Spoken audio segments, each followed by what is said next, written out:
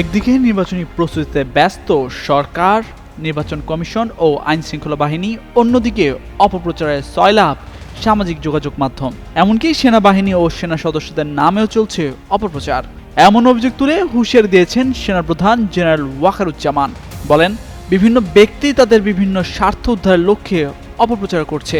এসবের বিরুদ্ধে তাৎক্ষণিক ব্যবস্থা গ্রহণ না করে পেশাদারি আচরণ করাই শ্রেয়। তবে এই সকল অপরাধ যথাযথভাবেই লিপিবদ্ধ থাকছে এবং উপযুক্ত সময়ে এ সকল দায়ী ব্যক্তিদের বিরুদ্ধে যথাযথ আইনি ব্যবস্থা গ্রহণ করা হবে বলেও জানান তিনি। মঙ্গলবার ঢাকা সেনানিবাসে অফিসার্স অ্যাড্রেস অনুষ্ঠানে সেনা সদস্যদের উদ্দেশ্যে দেয়া বক্তব্যে এসব কথা বলেন তিনি। এতে পদস্থ কর্মকর্তারা সরাসরি উপস্থিত ছিলেন এবং দেশে অন্য সব সেনা স্থাপনার কর্মকর্তারা ভার্চুয়ালি যুক্ত হন। ওয়ালটন এখন দেশের সীমানা পেরিয়ে পৌঁছে গিয়েছে 50টিরও বেশি দেশে। ওয়ালটন, ঘরে ঘরে বিশ্বজুড়ে। এ সময় বাহিনীর সবাইকে ধৈর্য ধারণ করতে বলেন সেনাপ্রধান। জানান, দেশের মানুষ এখন সেনা সদস্যদের দিকে তাকিয়ে রয়েছে। তোমরাই দেশের ভবিষ্যৎ, তাই দেশপ্রেমে উদ্বুদ্ধ হতে হবে এবং বাহিনীর চেইন অফ কমান্ড অক্ষুণ্ণ রাখতে হবে।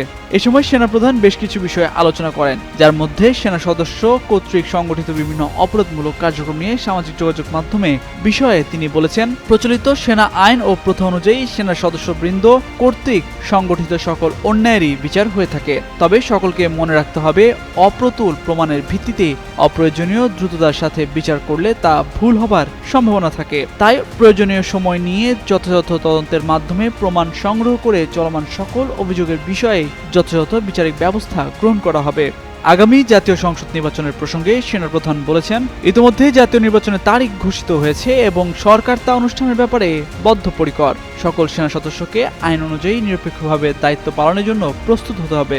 বিভিন্ন দেশি বিদেশি মহল বিভিন্ন হীন স্বার্থ উদ্ধারের লক্ষ্যে সামাজিক যোগাযোগ মাধ্যমে মিস ইনফরমেশন ও ডিসইনফরমেশন ছড়াচ্ছে উল্লেখ করে সেনাবাহিনীর প্রধান বলেন, তবে একতা ও পেশাদারী আচরণের কারণে তাদের হীন উদ্দেশ্য অর্জন করতে পারেনি।